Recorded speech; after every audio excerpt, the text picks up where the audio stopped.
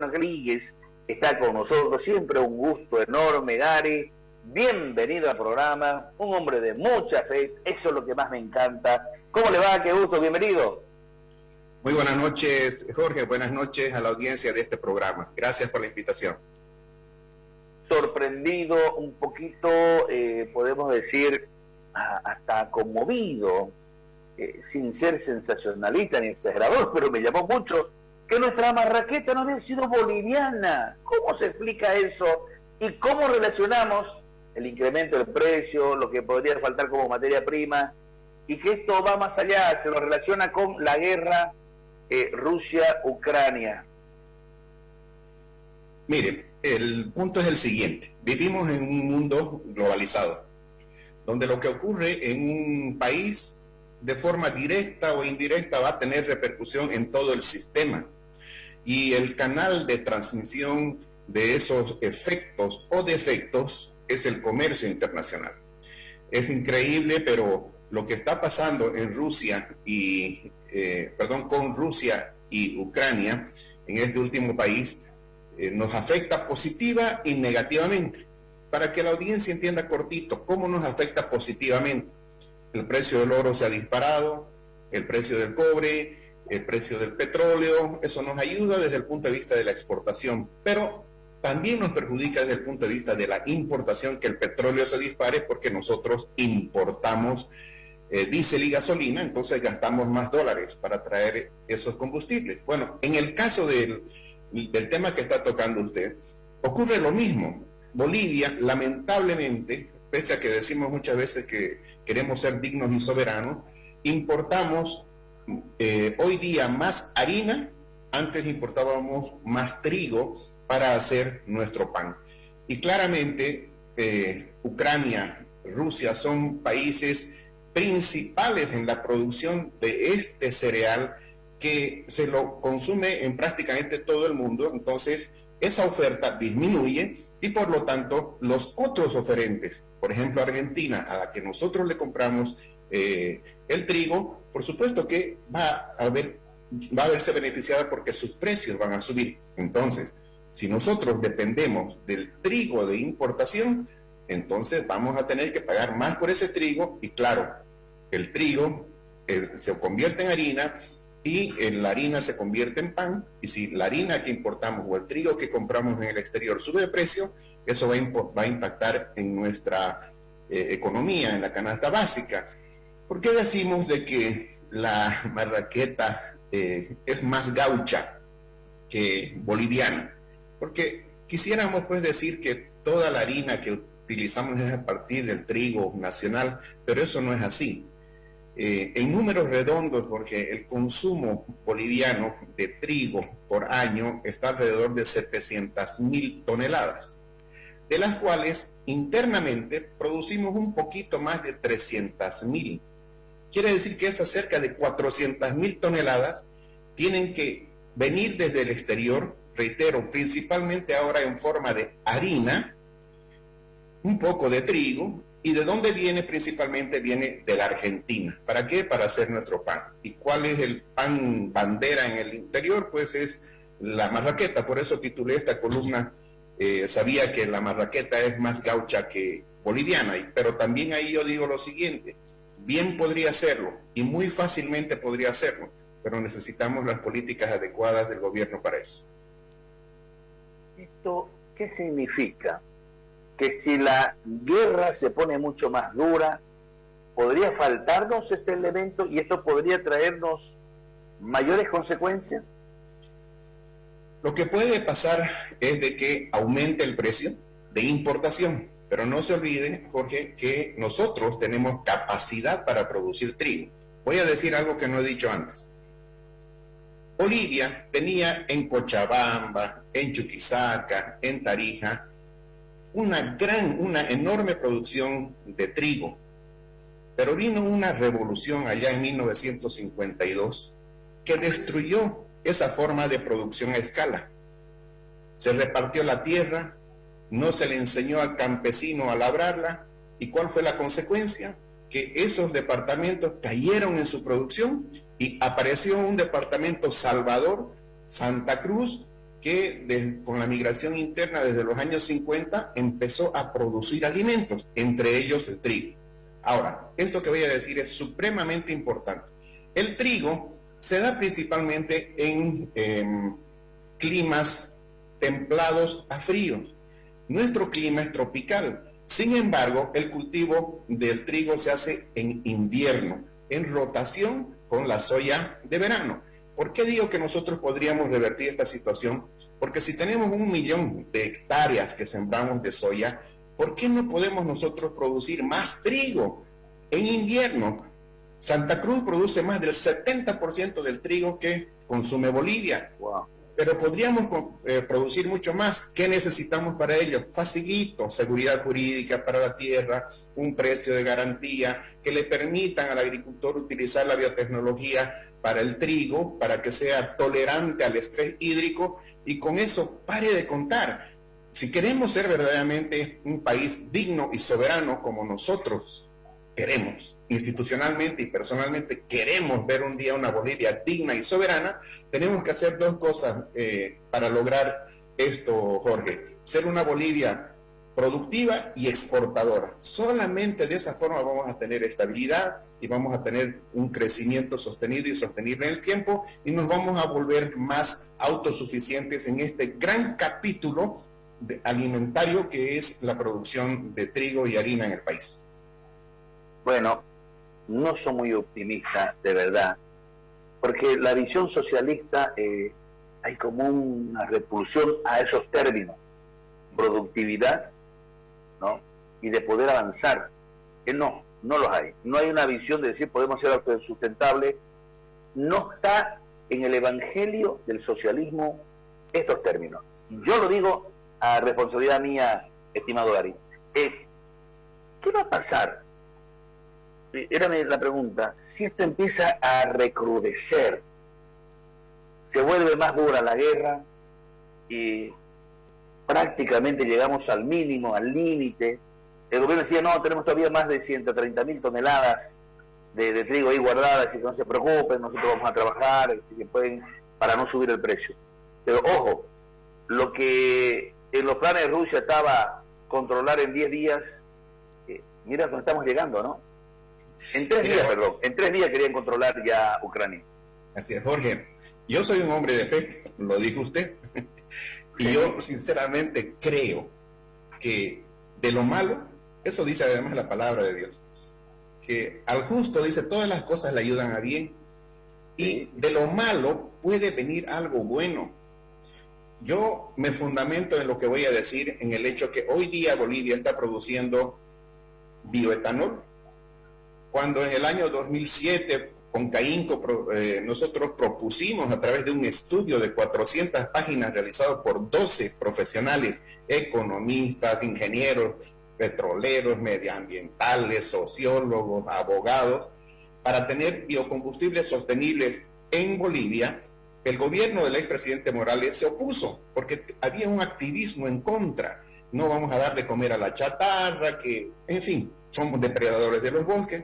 Pero 10 años después, la necesidad y el olfato político del expresidente hizo que saque la ley de aditivos vegetales, y desde ese momento estamos produciendo bioetanol y estamos ayudando a disminuir la importación de gasolina. Nos hemos gastado el año pasado, Jorge, $620 millones importando gasolina, y nos hemos gastado $1.500 millones importando diésel. Por eso es que el gobierno ahora está en el plan de hacer esta fábrica de biodiesel para que entre en funcionamiento el año 2024. Entonces, sobre esa base de pragmatismo, sin renunciar a su ideología, probablemente viendo lo que ha hecho inteligentemente la China, yo creo que también podríamos avanzar y mucho en la producción de alimentos.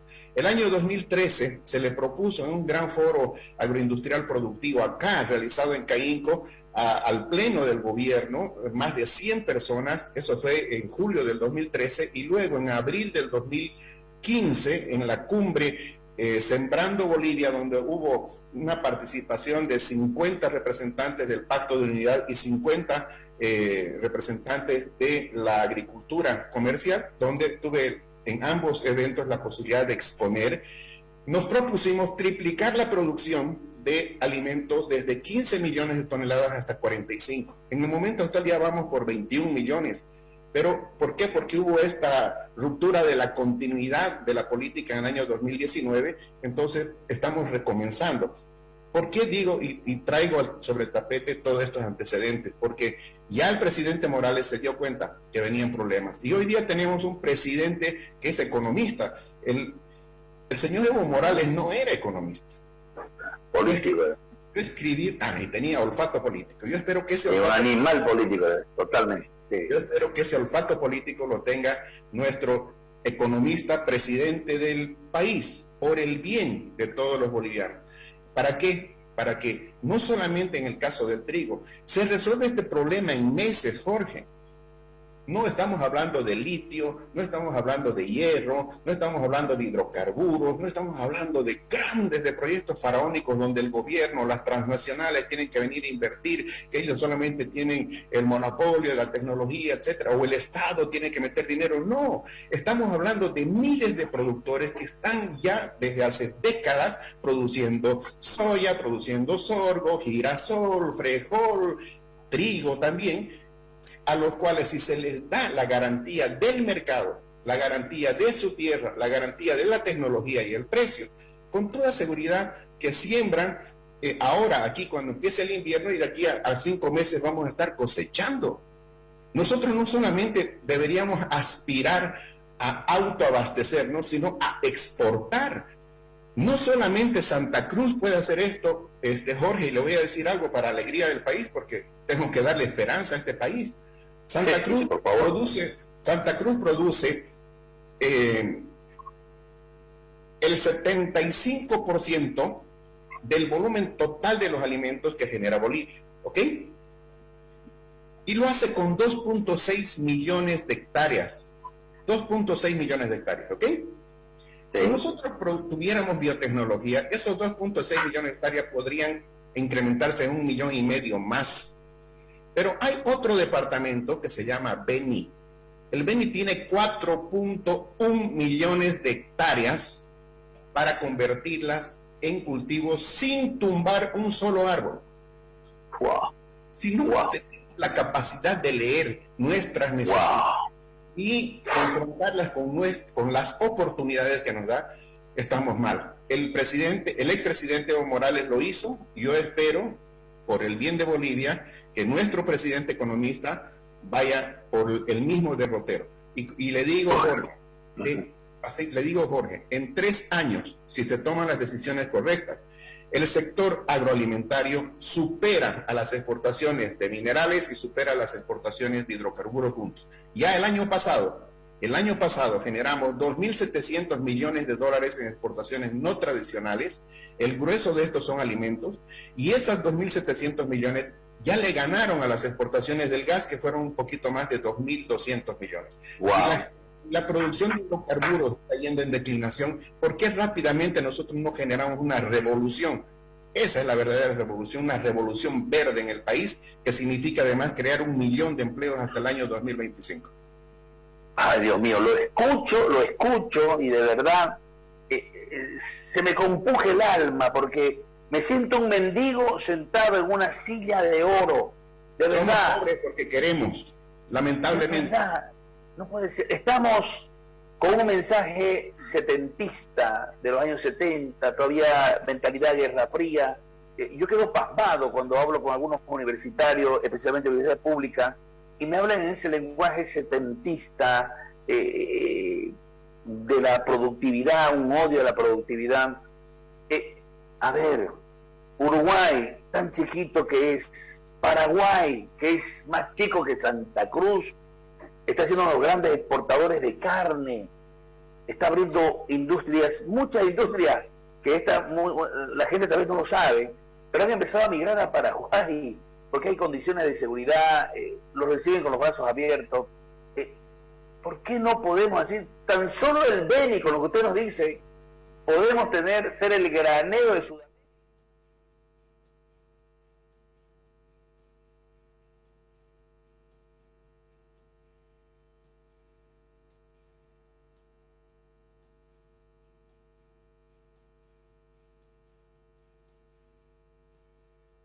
de que nos dejen hacer, que nos permitan innovar, que nos permitan activar ese gran potencial y traducirlo en desarrollo. No solamente cuando hablamos de exportación, decía yo también, son números fríos. Cuando nosotros exportamos, Jorge, por definición, un país que exporta crece más que otro país que no exporta. Y el rostro social de la exportación son los empleos. Si un país produce solo para su mercado interno, los empleos que genera depende de ese mercado, y el nuestro es un mercado pequeño. Pero si se abre la posibilidad de un mercado inconmensurable como es el mundial, entonces todo lo que generemos como excedente para exportar son empleos que no se pueden generar en función de la demanda interna. Entonces, el motorcito de la demanda interna se tiene que conjuncionar con el gran motor de las exportaciones, pero además con la necesidad urgente que tenemos hoy día de generar divisas para el país. ¿Para qué? Para tener estabilidad en la moneda, para tener estabilidad en la economía. Sin estabilidad no hay posibilidad de desarrollo, no hay posibilidad de crecimiento, de inversión. Entonces, la necesidad de la exportación hoy día es más urgente que nunca, porque además la exportación me permite financiar esas enormes cantidades que gastamos trayendo bienes de capital, insumos, combustibles, equipos de transporte para seguir funcionando como país. Pepe Mujica, el presidente socialista de Uruguay, decía: yo no puedo frenar porque no tengo la fuerza a grandes inversiones privadas. Y hablaba de un señor de 90 años que invirtió más de 80 millones de dólares para una planta. Y él decía: el gobierno no puede hacer eso. Entonces estos señores tienen que producir más. Yo les cobro el impuesto y vivo de eso. Mientras ellos crezcan más, yo voy a recibir más impuestos. Y con eso voy a ver, pero no me puedo atrever. La mentalidad esa setentista nos está haciendo mucho daño. Yo lo estoy diciendo a nombre propio, estimado Gary. Otro tema que ya entra a debate en esta visión paternalista, en esta visión de recibir siempre, el incremento salarial.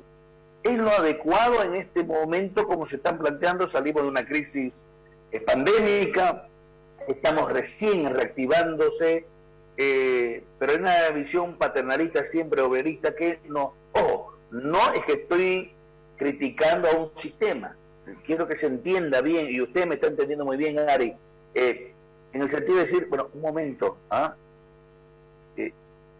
los japoneses dijeron: hoy es un momento donde debemos ganar un sueldo, pero trabajar 3 meses, porque nos tiraron 2 bombas, tenemos un país destruido, y hay que trabajar 3 meses para que nuestros nietos, no pensaban en ello ahora, para que nuestros nietos no tengan que decir, y conocemos lo que es Japón ahora. Estoy haciendo una comparación diametralmente grande, pero es importante pensar en esto, en la mentalidad que tenemos. ¿Cómo ve esta parte, Gary, a la cual nosotros entramos a debate con el tema del incremento salarial?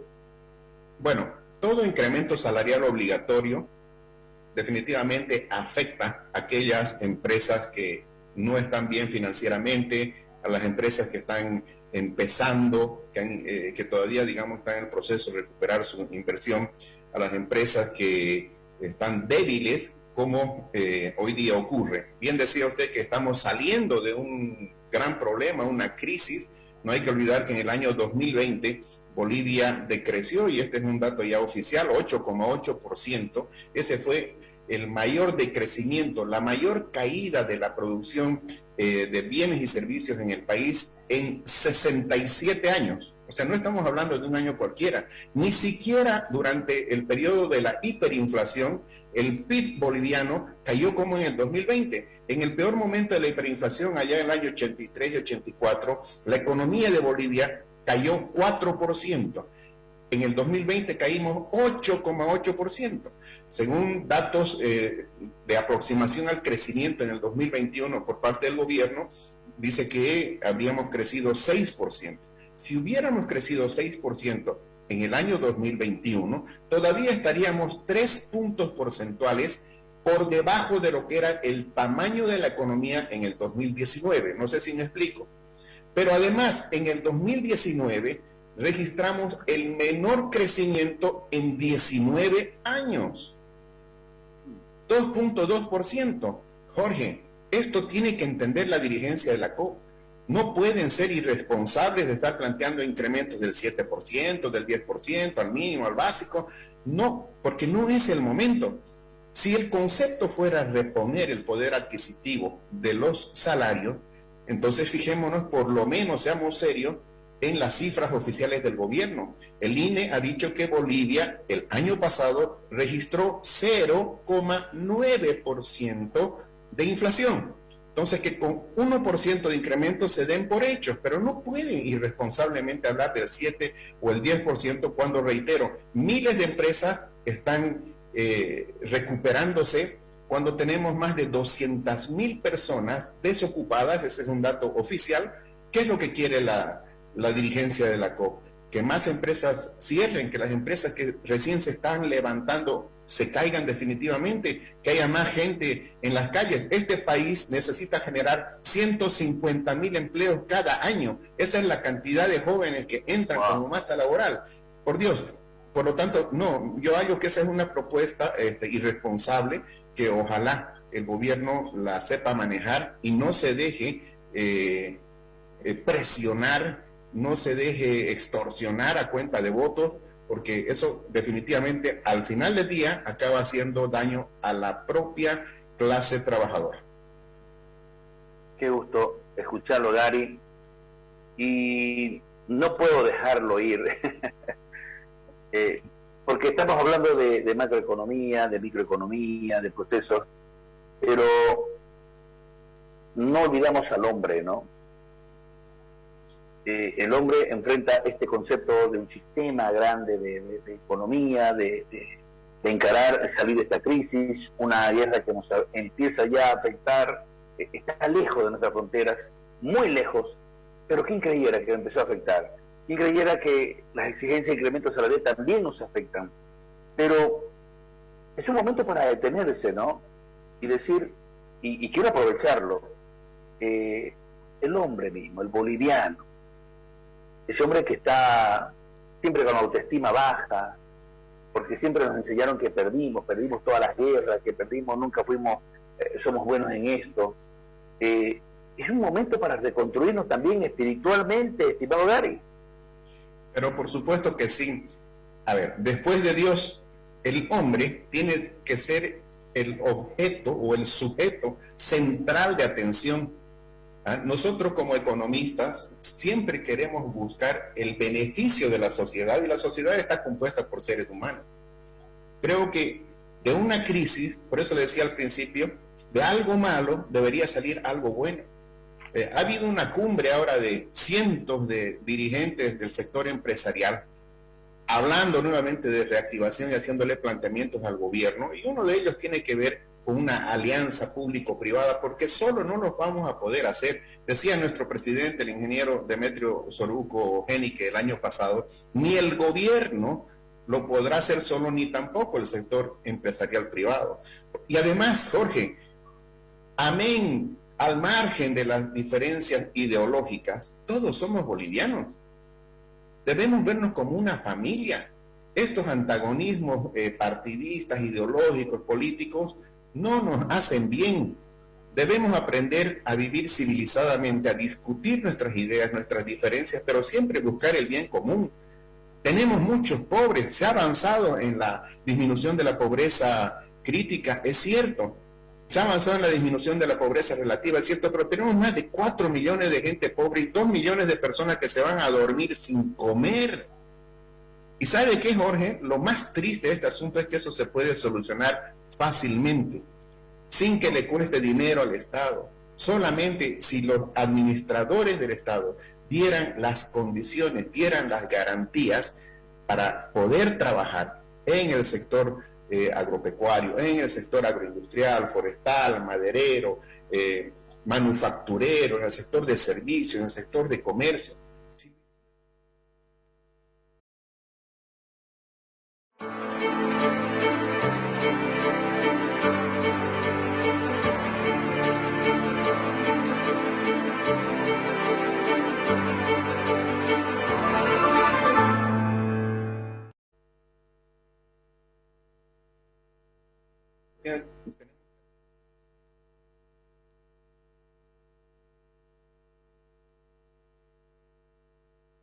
país que no tiene los recursos que nosotros tenemos. El año pasado tiramos cohetes, Jorge, y yo felicito, digamos, esa labor mancomunada público-privada que se dio para que el año pasado hayamos exportado 98 millones de dólares en carne bovina y despojos comestibles. 98 millones, wow, 19.000 toneladas. ¿Sabe cuánto exportó Paraguay en carne?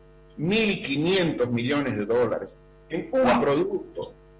Nosotros tiramos cohetes porque el año pasado hemos exportado 1.365 millones de dólares en torta de soya, aceites crudos, aceite refinado de soya, harina de soya. 1.365.